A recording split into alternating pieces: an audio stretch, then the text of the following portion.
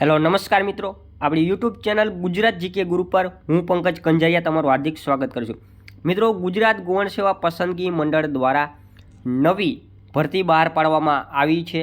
Okay, જે પેટા હિસાબની સબ ઓડિટરની 266 જેટલી, તો એના વિશે આ વિડીયોની અંદર સંપૂર્ણ માહિતી આપણે જોવાના છીએ। વિડીયો શરૂ કરતાં પહેલાં ચેનલ પર નવા હોય ચેનલને સબસ્ક્રાઈબ કરી લો। વિડીયો સારો લાગે તો લાઇક કરો, તમારા મિત્રો જોડે શેર કરી શકો છો। તમારે કોઈ ડાઉટ હોય તો કોમેન્ટમાં જરૂર બતાવજો।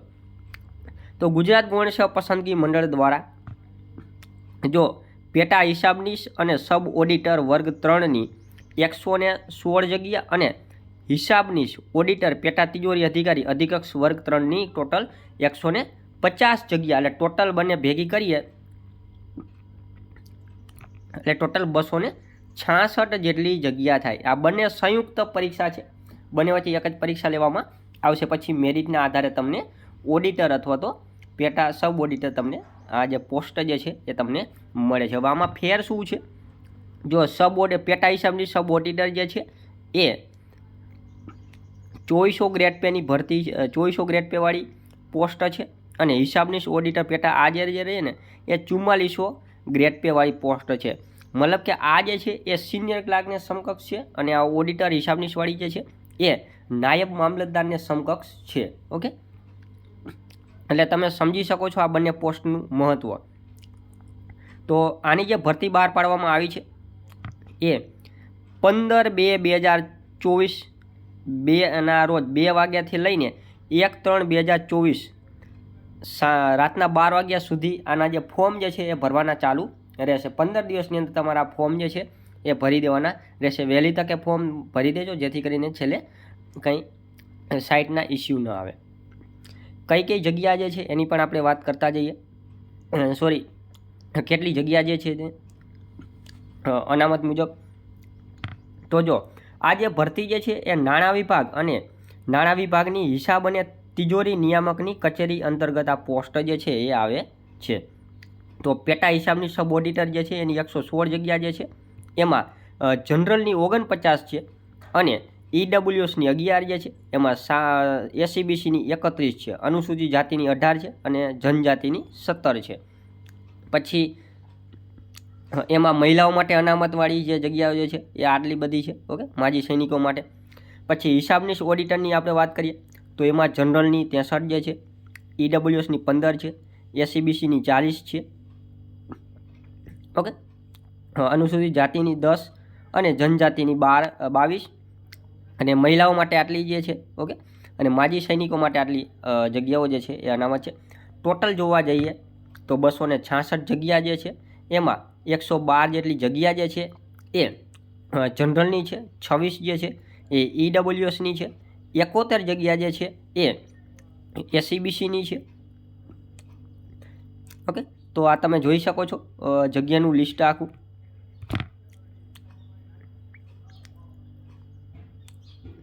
ઓકે, હવે આજે દિવ્યાંગ ઉમેદવારો અને માજી સૈનિકોની જો વાત કરવામાં આવે તો એની આ જગ્યાનું જે લિસ્ટ જે છે, કેટલી દિવ્યાંગતા આમાં જરૂર પડે તો એનો આ કોષ્ટક જે છે એ તમે સ્ક્રીનશોટ લેવો હોય તો તમે લઈ શકો છો।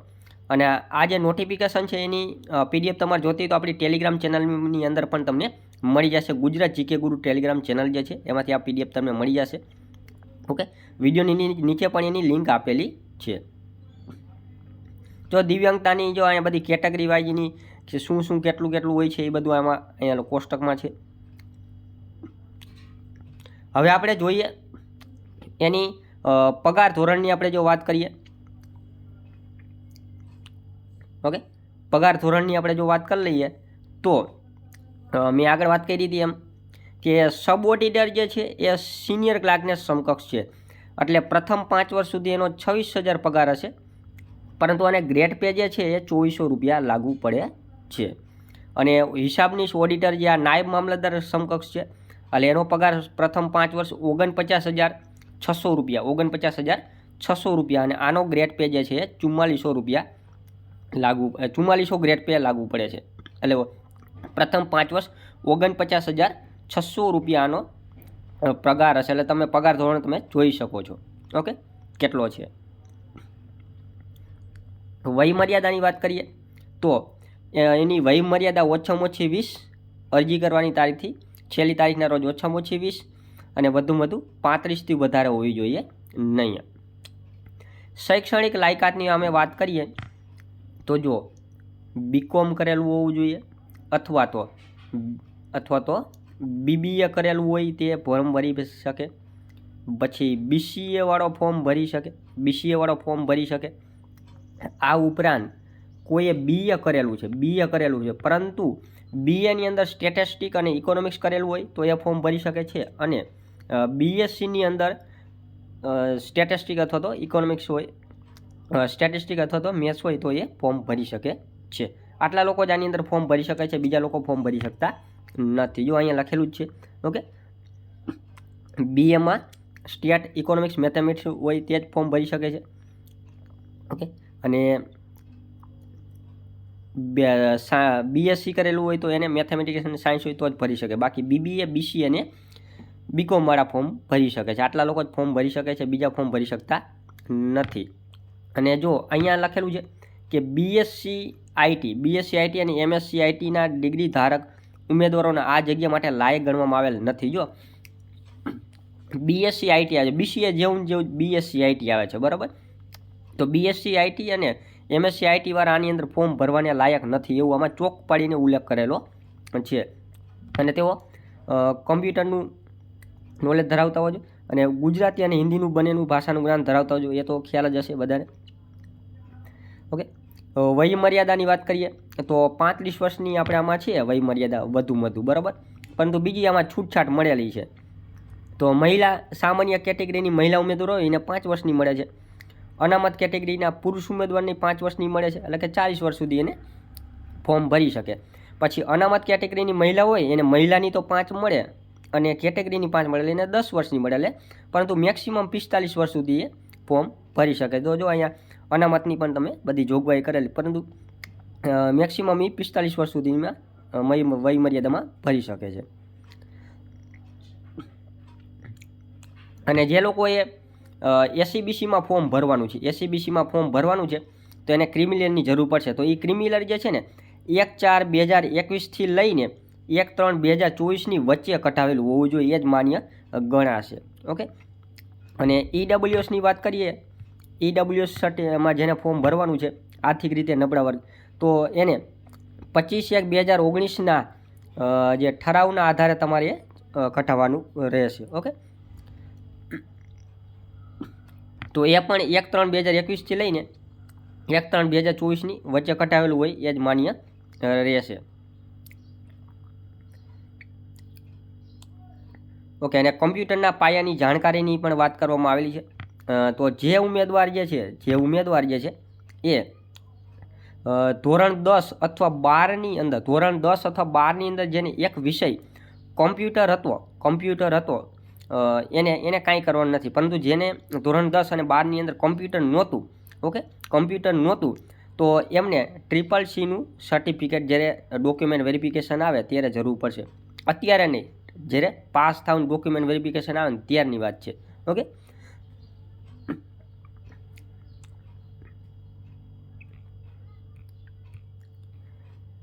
ત્યારબાદ પરીક્ષા ફીની જો આપણે વાત કરીએ, અત્યારે તો આમાં 2 પ્રકારની પરીક્ષા જે છે પરીક્ષાની પણ વાત કરીશું, કેવી રીતની પરીક્ષાની સિસ્ટમ છે. તો અત્યારે પહેલાં તો પ્રિલિમ પરીક્ષા આવશે, તો એના જનરલ ઉમેદવારે 500 રૂપિયા ભરવાના છે અને કેટેગરીવાળાએ 400 રૂપિયા ભરવાના છે. ઓકે, પછી મેન્સ એક્ઝામના તો અત્યારે ફોર્મ ભરવાનું છે નહીં, પરંતુ એના 600 ને ઓલાના કેટેગરીવાળાને 500, એનું અત્યારે ફોર્મ ભરવાનું નથી. અત્યારે પ્રિલિમ્સનું જ ખાલી ભરવાનું છે. અને પાછું જો આ ફી ભરો ને, એ પરીક્ષા આપો એટલે તમને ફી છે ને પરત મળી જાય છે, ફી પરત મળવા પાત્ર છે. હવે આની પરીક્ષાની સિસ્ટમ શું છે એ પણ આપણે જાણી લેશું. ઓકે, ફોર્મ ભરવાની તો આપણે વાત કરી જ લીધી. 15/2/2024થી લઈને 1/3/2024 સુધી આના ફોર્મ ભરાશે. ને કઈ વેબસાઇટ ઉપર? તો કે ojasgujarat.government.in નામની વેબસાઇટ ઉપર જ ફોર્મ ભરાશે. ઓજાસમાં જનરલી આપણે જે ભરીએ છીએ બીજા એ જ ગૌણ સેવાના. ઓકે, પરીક્ષા પત્તી આપણે જાણી લઈએ. જો પરીક્ષા પત્તી જે છે એ computer base response test CBRT મુજબ લેવાશે. જે ઓનલાઈન જે SSCની લેવાય છે, હમણાં અત્યારે ફોરેસ્ટની લેવામાં આવી રહી છે, એવી જ રીતે ઓનલાઈન પરીક્ષા લેવામાં આવશે. અલગ અલગ શિફ્ટની અંદર. ઓકે, અને નોર્મલાઇઝેશન સિસ્ટમ હશે. પછી આમાં જે જો બે પરીક્ષા, એક પ્રિલિમ પરીક્ષા જે છે, ઓકે, પ્રિલિમમાં જે પાસ થાય એને મેન્સ આપવાની રહેશે.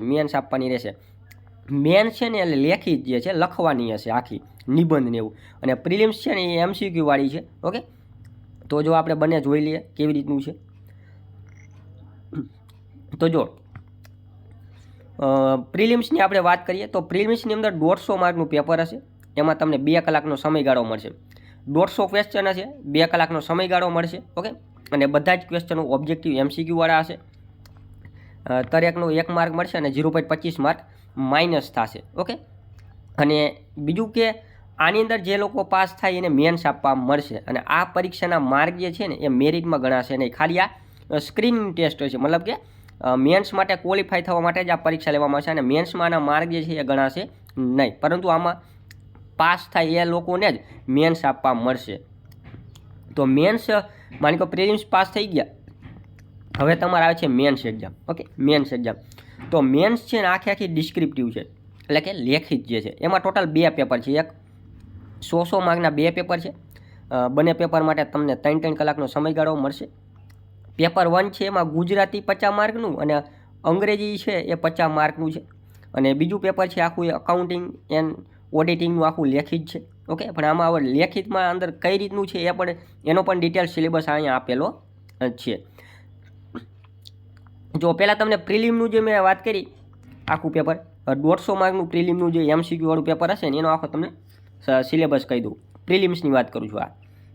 તો જેમાં જનરલ સ્ટડી જે છે એ 20 માર્કનું છે. હવે એમાં જનરલ સ્ટડી 20 માર્કનું એટલે કે આપણે જીકે જાણી લઈએ. ઓકે, જનરલ સ્ટડી ટૂંકમાં જીકેને લગતા વિષયો આપણે જાણી લઈએ. તો જો ગુજરાતનો ઇતિહાસ, ભૂગોળ, ઓકે, પછી પર્યાવરણ, પછી કરંટ અફેર, બંધારણ, વિજ્ઞાન અને ટેકનોલોજી, પછી યોજનાઓ, ડિઝાસ્ટર મેનેજમેન્ટ, આપત્તિ વ્યવસ્થાપન, પછી રમતગમત, ઇન્ફોર્મેશન એન્ડ કમ્યુનિકેશન ટેકનોલોજી, મતલબ કે કમ્પ્યુટરને લગતું આ બધું. તો આટલું વસ્તુ આમાં છે. પછી જનરલ મેન્ટલ એબિલિટી, મતલબ કે મેથ્સની વાત કરવામાં આવે છે. તો આમાં રિઝનિંગ એ આવી ગયું અને મેથ્સ એ આવી ગયું. ઓકે, આટલા ચેપ્ટર છે તમે અહીંયા જોઈ શકો છો. એ 10 માર્કનું છે. Logical reasoning and analytical ability, બરાબર. પછી number series, coding, decoding, problem based on clock, calendar, age, square root, okay, cube root, power, HCF, LCM, percentage, મતલબ કે ગણિત અને રિઝનિંગ આખું આવી ગયું, અને એ આખું ખાલી 10 માર્કનું છે. પછી ગુજરાતી વ્યાકરણ છે એ આખું 10 માર્કનું છે. ઇંગ્લિશ ગ્રામર છે એ આખું 10 માર્કનું છે. મતલબ કે આપણે જીકે, ગણિત વગેરે જનરલ પોર્શન જોવા જઈએ ને તો એ 50 માર્કનો છે. કેટલા? 50 માર્કનો છે. ઓકે, પછી બીજું શું છે તો સ્ટેટિસ્ટિક અને મેથેમેટિક્સ. ઓકે, જે આંકડાશાસ્ત્ર જે છે એ 10 માર્કનું આમાં છે. પછી ઇકોનોમિક્સ એન્ડ ફાઇનાન્શિયલ એડમિનિસ્ટ્રેશન, તો એ 10 માર્કનું છે. ઓકે, પછી મેનેજમેન્ટ એન્ડ ઇન્ટરનેશનલ બિઝનેસ એ 10 માર્કનું છે. પછી પબ્લિક એડમિનિસ્ટ્રેશન એટલે કે જાહેર વહીવટ એ 10 માર્કનું છે. પછી ફાઇનાન્શિયલ એકાઉન્ટિંગ તો એ 10 માર્કનું છે. પછી ઇન્કમ ટેક્સ અને GST એ 10 માર્કનું છે. પછી કોસ્ટ એન્ડ મેનેજમેન્ટ અકાઉન્ટ તો એ 10 માર્કનું છે. મોટાભાગના બધા 10-10 માર્કવાળું છે. Accounting and finance computer application તો એ 10 માર્કનું છે. ઓડિટિંગ 10 માર્કનું છે. કંપની ઓડિટ એ 10 માર્કનું છે. એટલે કે ટોટલ આ 150 માર્કનું ટોટલ થયું. આખું આ પ્રિલિમ પેપર છે. ઓકે, પ્રિલિમ્સનું પેપર થયું. હવે આમાં જે લોકો પાસ થાય છે હવે એને મેન્સ એક્ઝામ આવે છે. તો મેન્સનો સિલેબસ જોઈ લઈએ. તો પેપર 1 100 માર્કનું આપણે વાત કરી હતી. તો એમાં પેપર 1 એ 100 માર્કનું, અને એમાંય પાછા 2 પાર્ટ છે પેપર 1માં. તો એમાં 50 માર્કનું ગુજરાતી અને 50 માર્કનું અંગ્રેજી. તો ગુજરાતીમાં 50 માર્કનું શું આવે છે તો કે આખું 3 કલાકનું એક પેપર રહેશે. તો નિબંધ 15 માર્કનું હશે, સંક્ષેપ્તીકરણ 5 માર્કનું હશે, પત્રલેખન 5 માર્ક, ચર્ચાપત્ર 10 માર્ક, અહેવાલ લેખન 10 માર્ક, ભાષાંતર અંગ્રેજીમાંથી ગુજરાતીમાં 5 માર્ક, 50 માર્કનું આ થયું. પછી અંગ્રેજીમાં તો કે એસે 15 માર્કનો, લેટર રાઇટિંગ 5 માર્કનો, રિપોર્ટ રાઇટિંગ 10 માર્કનો, રાઇટિંગ ઓન વિઝ્યુઅલ ઇન્ફોર્મેશન 10 માર્કનું, પછી પ્રિસીજ રાઇટિંગ એટલે કે આ સંક્ષેપ્તીકરણ જ થયું આ 5 માર્કનું, પછી ટ્રાન્સલેશન અને ગુજરાતીમાંથી અંગ્રેજીમાં ફેરવવાનું 5 માર્કનું, એટલે આ 50 માર્કનું થયું. 50 ને 50 100 માર્કનું એક પેપર થયું.